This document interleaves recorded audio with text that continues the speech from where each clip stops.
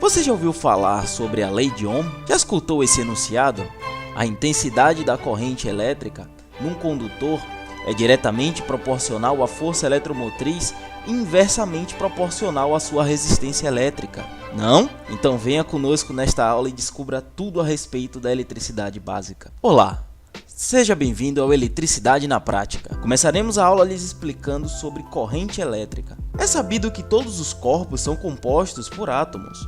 Na produção de cargas elétricas, não é diferente. Um átomo possui elétrons em quantidades igual à dos prótons existentes em seu núcleo. Porém, é possível fazer os átomos de um corpo perderem elétrons ou adquirirem um excesso de elétrons, transformando-os em íons, isto é, em átomos carregados de eletricidade. Isso ocorre porque os elétrons são partículas com carga elétrica negativa e os prótons com carga elétrica positiva. Numericamente, a carga de um próton é igual à de um elétron, porém com os seus efeitos ou ações opostos. Uma é considerada positiva e a outra é negativa. Em um átomo sem carga elétrica, as cargas de um tipo são anuladas pela de outro e dizemos que o átomo está eletricamente neutro ou normal. Se, porém, o átomo perder ou receber elétrons, aquele equilíbrio de cargas deixará de existir e ele se tornará um íon. Se ficar com falta de elétrons, será um íon positivo ou cátion. Se ficar com excesso de elétrons, se tornará um íon negativo ou ânion. O ato de fazer com que o corpo adquira uma carga elétrica é conhecido como ionização ou eletrização. O primeiro método que se tem por notícia é o da eletrização por fricção, pois sabe-se que quando um corpo se fricciona em um outro, ambos adquirem carga elétrica. Em alguns materiais, porém, os elétrons das últimas órbitas sofrem muito pouco a ação do núcleo e normalmente se deslocam de átomo para átomo, numa espécie de rodízio desordenado. São livres e chamados elétrons livres. Os elétrons livres existem em grande número nos materiais chamados bons condutores de eletricidade e não existem ou praticamente não existem nos chamados isolantes. Então, podemos afirmar que a quantidade de elétrons que se desloca através do condutor é a corrente elétrica. Com a invenção da pilha por Alexandre Volta, tornou-se viável a matemática necessária para convencionar o padrão conhecido como volt. Esta grandeza importante é a tensão elétrica, ou força eletromotriz, conhecida também como DDP, diferença de potencial. É também a grandeza mais importante para o funcionamento do seu eletrodoméstico, chamada popularmente de volts. A ação da tensão, volts, no aparelho é controlada por outra grandeza conhecida como resistência elétrica, cuja unidade de medida é o ohm. A resistência elétrica é a oposição que a matéria oferece sobre a ação da tensão elétrica no corpo. Desta forma, podemos afirmar que quanto maior a resistência ôhmica, menos corrente passará pelo corpo condutor submetido à mesma tensão. Matematicamente, disse que são grandezas inversamente proporcionais, pois quando a corrente aumenta, a resistência diminuiu, ou quando a corrente diminui, é porque a resistência aumentou.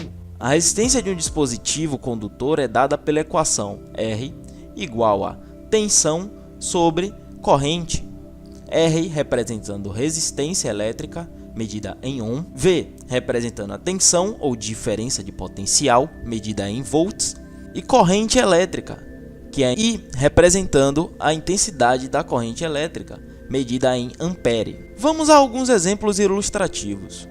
Seu chuveiro elétrico tem uma resistência de 2,75 ohms. Quando aplicado a 110 volts, ele é percorrido por 40 amperes e produz um trabalho conhecido como potência de 4.400 watts. Vamos aos dados. Já temos a resistência ôhmica, que equivale a 2,75, e a tensão, que equivale a 110 volts. Então temos a equação: corrente elétrica é igual a tensão sobre resistência.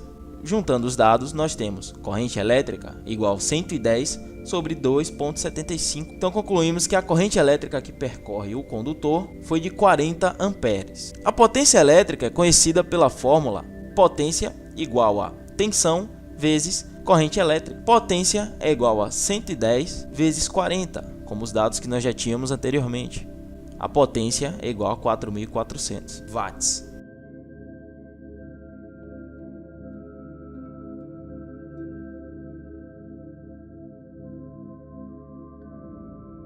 Exemplo 2. Quando você vai comprar um aparelho elétrico, o fabricante tem a obrigação de lhe fornecer os dados de potência e tensão elétrica como características obrigatórias. De qual forma você pode descobrir a resistência elétrica desse aparelho? Veja o exemplo. Dados. Potência igual 100 watts. Tensão igual 110 volts.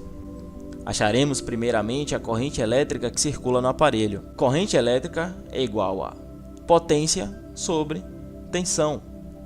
Corrente elétrica é igual a 100 watts sobre 110 volts. Na conclusão do cálculo, nós temos corrente elétrica igual 0,909 amperes. Agora, temos dados suficientes para calcular a resistência ohmica deste aparelho.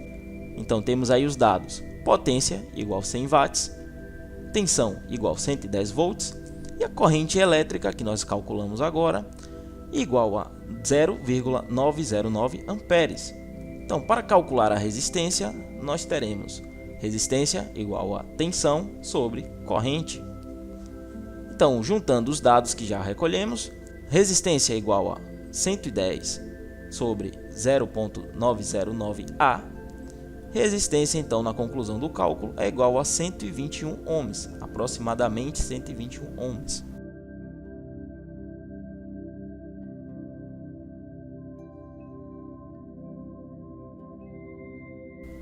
No exemplo 3, uma sanduicheira produz 600 watts de potência e opera em tensão de 110 volts.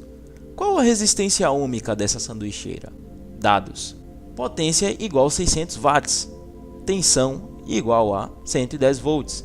Vejamos, teremos então a fórmula corrente igual a potência sobre tensão.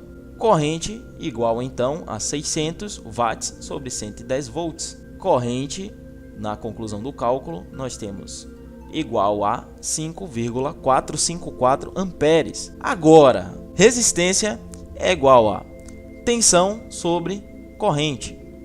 Resistência igual a 110 sobre 5,454 ampere.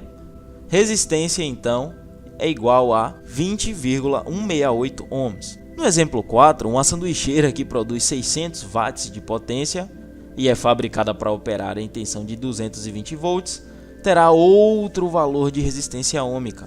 Qual seria essa resistência? Então, P igual a 600 watts, a potência igual a 600 watts, a tensão igual a 220 volts, o dobro. Então vejamos, corrente é igual a 2,727 amperes. Agora, para nós sabermos a resistência, nós teremos resistência igual a tensão sobre corrente. Então nós colocamos os dados aí. Resistência igual a 220 volts sobre 2,727 amperes. Concluindo então o cálculo, a resistência ficou com 80,674 ohms. Então vocês podem perceber que a resistência quadriplicou e até ficou um pouquinho a mais, mas quadriplicou com relação ao valor anterior. Olha que interessante. Espero que tenham aprendido bastante hoje e caso realmente tenha curtido, deixa o seu like aí. Se não gostou também, deixa a sua opinião, deixa uma sugestão de vídeo para nós nos comentários, compartilhe e se inscreva para acompanhar mais das nossas aulas. Um forte abraço a todos e até o próximo vídeo.